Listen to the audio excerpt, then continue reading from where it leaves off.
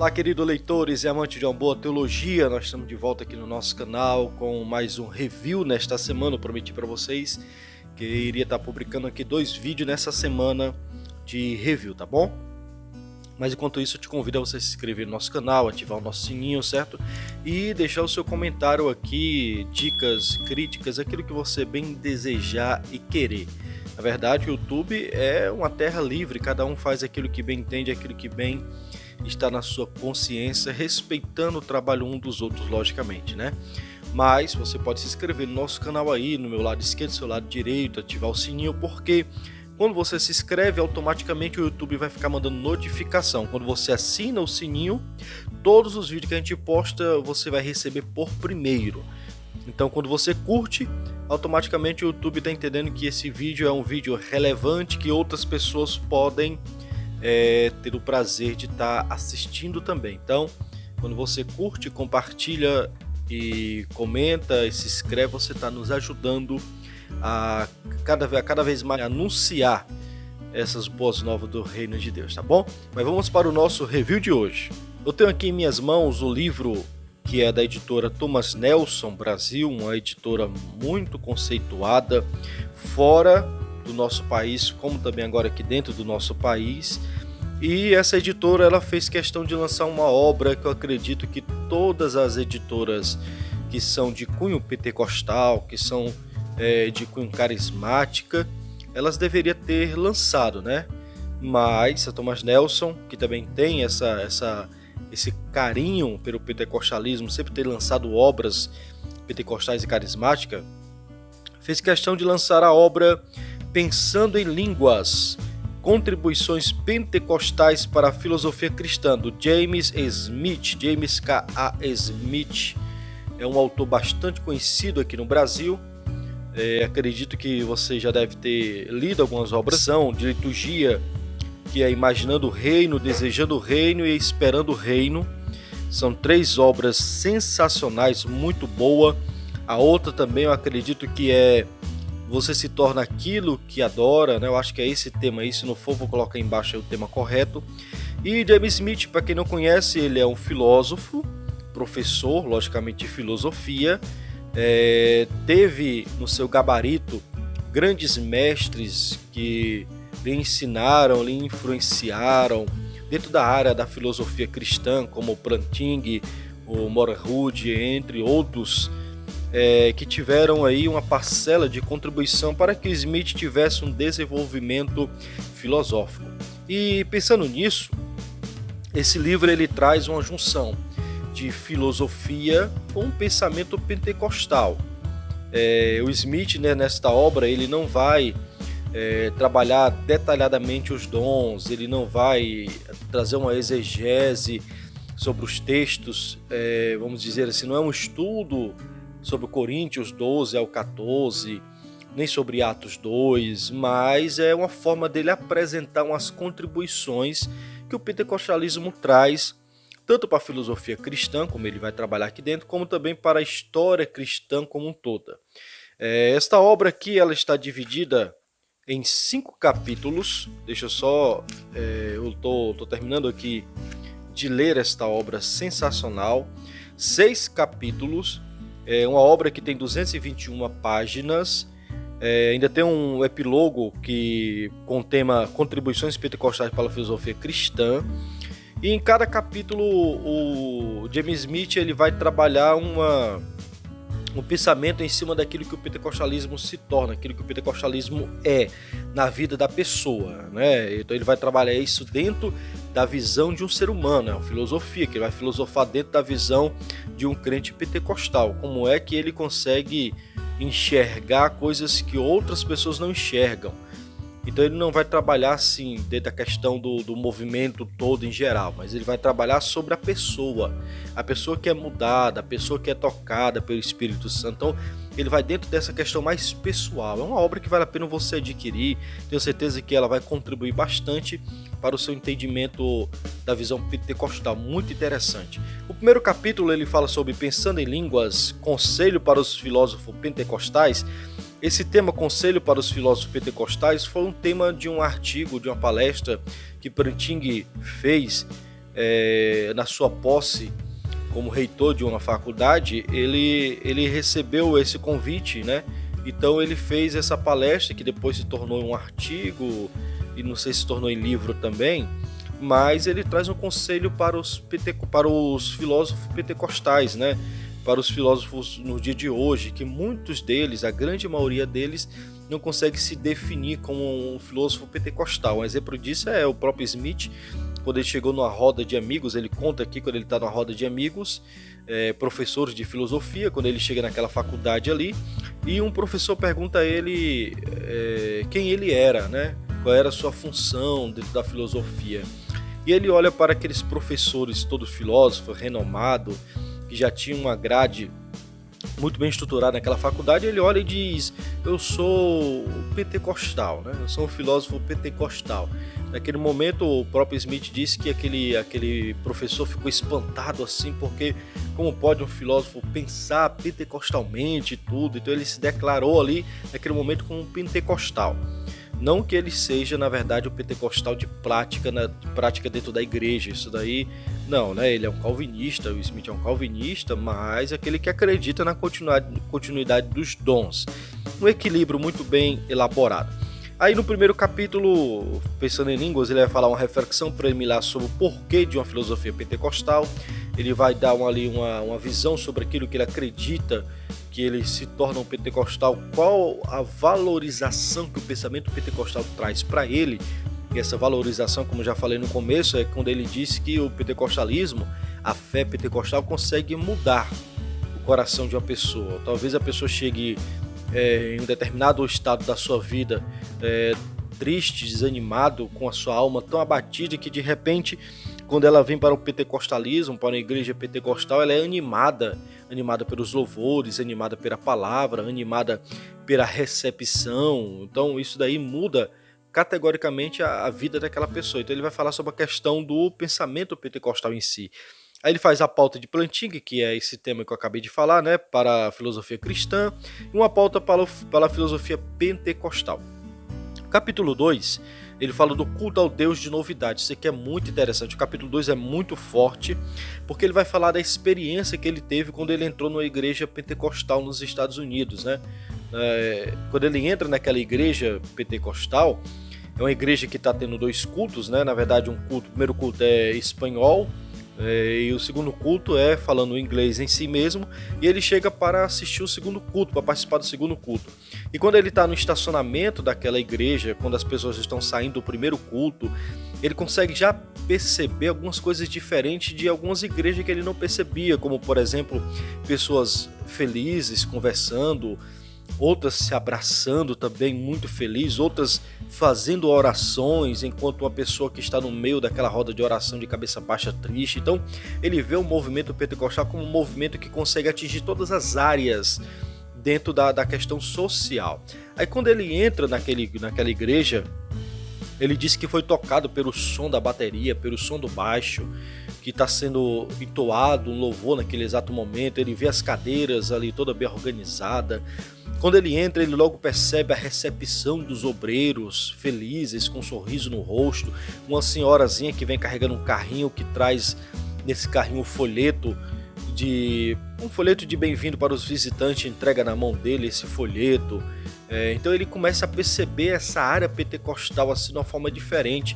Quando o líder do louvor chega até o microfone e começa a orar a Deus, ele fala até a questão da oração. Quando o líder ele invoca a presença de Deus, ele consegue perceber que pessoas estão de mãos levantadas, outras estão chorando, outras estão ali se alegre, então outras estão se movimentando. Então ele começa a sentir o movimento pentecostal dentro da igreja. E naquele momento do culto, os louvores são entoados, todo mundo louvando, cantando. Depois o pastor, o líder da igreja, chega naquele momento ali. Depois de um tempo de louvor, o líder da igreja chega. Então ele começa a narrar. No capítulo 2 ele começa a narrar como é que ele teve essa experiência do culto pentecostal. Vale muito a pena você ler o capítulo 2, principalmente quando ele vai falar na questão de uma profecia que uma jovem recebe. Essa jovem está por detrás dele, ali sentado por detrás dele. E nessa profecia essa jovem ela é automaticamente tocada pela revelação do Espírito Santo, porque era uma jovem que não podia ter filhos, mas ninguém sabia disso, a não ser ela e o esposo dela. Era recém-casado, e no meio daquela reunião um irmão chegou para o pastor, o líder da igreja, e falou no ouvido do líder da igreja que tinha uma palavra dirigida pelo Espírito Santo. E o pastor falou isso, né? O irmão tem uma palavra dirigida pelo Espírito Santo, e deu o microfone a ele. Quando deu o microfone a ele, esse irmão começou a falar dessa mulher que estava lá no meio da igreja, que era uma mulher estéril, que falou como falou Sara, desejou filhos e por aí vai. E naquele momento Smith disse que há um choro, um desespero, uma lágrima atrás dele, quando é aquela jovem mesmo que estava recebendo aquela palavra, que era jovem, que estava mesmo passando por essa dificuldade, que tentou fazer vários tratamentos. Então é uma profecia muito bem, não é elaborada não, mas é muito bem aplicada ali naquele momento ali, sobre a vida daquela jovem. Então o Smith vai trabalhar nessa questão. Ele fala muito bem do culto de louvor a Deus, ele fala a expressão, quando as pessoas dizem o sentir de Deus. Então ele vai trabalhando essas linguagens pentecostal, como essas linguagens conseguem atingir o coração de uma pessoa. No capítulo 3 ele fala sobre em resgate da experiência narrativa. Esse capítulo ele vai falar sobre a questão mesmo do sentir de Deus. Então, no capítulo 2 ele narra a questão do culto. No capítulo 3 ele vai interpretando um pouco a questão daquela liturgia que ele conseguiu ver lá. É aqui no capítulo 3 que ele fala um pouco sobre Atos dos Apóstolos. Ele diz que quantas pessoas, tinha um grupo de pessoas que olhavam para os 120 e diziam que eles estavam bêbados. Ou seja, era um grupo de pessoas que conseguiram, entre aspas, interpretar o movimento pentecostal, o movimento de ação do Espírito Santo em Atos 2 como sendo um movimento que foi produzido pelo vinho, né? Estão bêbados. E Pedro se levanta e faz uma hermenêutica, como diz Smith, faz uma hermenêutica de Joel 2:28 e diz: esse movimento aqui não é a ação do vinho, mas sim a ação do Espírito Santo, como disse o profeta Joel. Então ele vai falar um pouco sobre o capítulo 2, é muito interessante que ele vai apresentar sobre o capítulo 2 de Atos dos Apóstolos. Aí o capítulo 4, quebrando paradigmas para reencantar o mundo, a ciência, o Espírito Santo e uma antologia pentecostal. O capítulo 5, a fé que levanta a mão e vai à frente, uma crítica pentecostal à filosofia da religião. E o 6, repensando os limites da fala, uma contribuição pentecostal para a filosofia da linguagem. É no capítulo 6 que ele vai falar sobre a questão do falar em línguas, a questão da filosofia da linguagem, a questão da política do falar em línguas. Então é o último capítulo que ele vai adentrar mesmo dentro da questão pentecostal em si. Eu separei aqui um texto que está aqui no rodapé da página 65, o rodapé que ele vai falar sobre a questão aqui de uma aplicação que um autor faz dentro da visão pentecostal. Ele diz o seguinte: também utilizava, na verdade o nome do autor aqui é o Cateliches, né? Também utilizava esta palavra para chegar à parte da essência da espiritualidade carismática. Ele observa para os pentecostais e carismáticos. Olha o que o autor vai dizer: sente-se a presença de Deus da pregação da palavra na comunidade da igreja, quando as pessoas cultivam a comunhão, e em muitos eventos dentro da vida da igreja que adora e testifica, porque o Espírito Santo tem a capacidade e na realidade aviva todas as coisas dentro do reino de Deus. As marcas pelas quais todas essas características podem ser localizadas dentro de uma estrutura que são semelhantes a uma cosmovisão, entre aspas, e proporciona uma série de prismas pelos quais se pode ver o mundo e por meio das quais a realidade faz sentido. Então, traduzindo o que é que esse autor aqui quer dizer, que Smith aplica muito ele aqui nessa questão do rodapé, é que ele disse que a visão pentecostal de mundo, ele coloca até entre aspas, porque não tem como aplicar uma visão pentecostal de mundo, mas a visão que os pentecostais têm sobre o cultuar a Deus não é uma visão parada, engessada, uma visão sistematicamente dentro daquela correção, né? Deus só vai trabalhar assim, desta forma, porque passado aí não é Deus, não.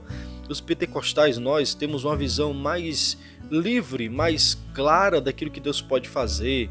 Em um louvor a gente sente a presença de Deus, às vezes no louvor a gente sente Deus falar conosco, há uma resposta simplesmente no louvor, a gente responde a palavra que é pregada, não é uma palavra que entra no ouvido e depois fica ali gessada na mente, não, é uma palavra que a gente responde, é uma palavra que a gente consegue vibrar, porque a gente tem certeza que Deus está trabalhando naquela palavra.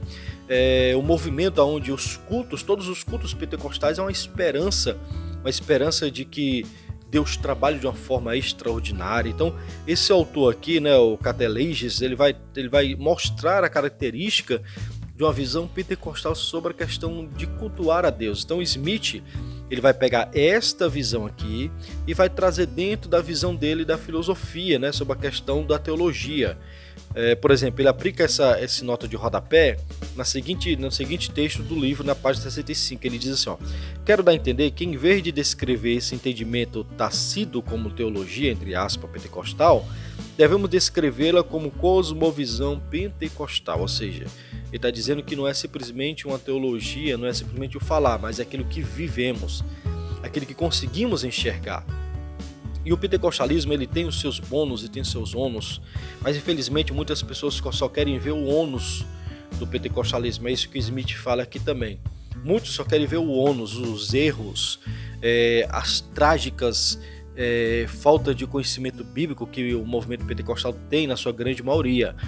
Mas o movimento pentecostal clássico, que é um movimento pentecostal que vem das Assembleias de Deus, é um movimento na sua grande maioria estruturado na palavra. Nós temos a palavra como o centro da verdade. É por isso que quando a gente escuta a palavra, a gente vibra, porque a gente sabe que há uma verdade naquela palavra. É igual uma torcida de futebol. Uma torcida quando vai para o campo. Você pega 10 torcedores, por exemplo, e 5 deles, quando a bola entra na rede, vibra, né? Levanta a mão, grita. Há uma ação, há uma reação da ação da bola ter entrado no gol.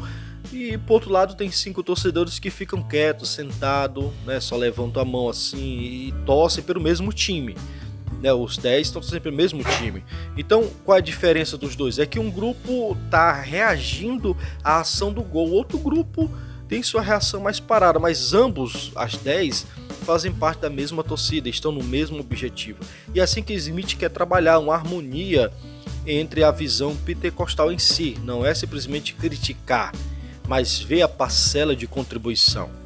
Não é olhar para os ônus, mas olhar para os bônus que o pentecostalismo tem. E principalmente os bônus da missão. A igreja pentecostal está em todos os lugares do nosso país. Igrejas pequenas, igrejas grandes, muitas das vezes igrejas debaixo de barraca, e muitas das vezes igrejas debaixo de pontes.